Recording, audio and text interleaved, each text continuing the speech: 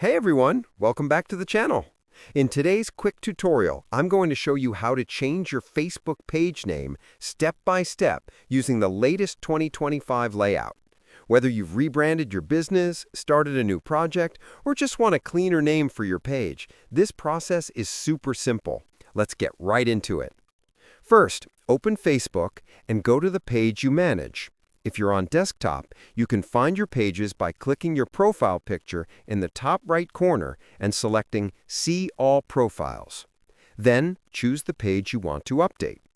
Once you're on your page, look to the left-hand menu and click Settings.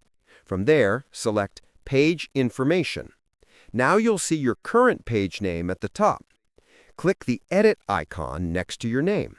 A box will appear where you can type your new page name.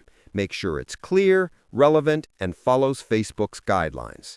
Avoid symbols or excessive capitalization, otherwise Facebook might reject the request. Once you've entered your new name, click Review Change. Double-check the spelling and confirm your choice by clicking Request Change. If this video helped you, don't forget to like, subscribe, and turn on notifications for more social media tips and tutorials just like this one. Thanks for watching, and I'll see you in the next one.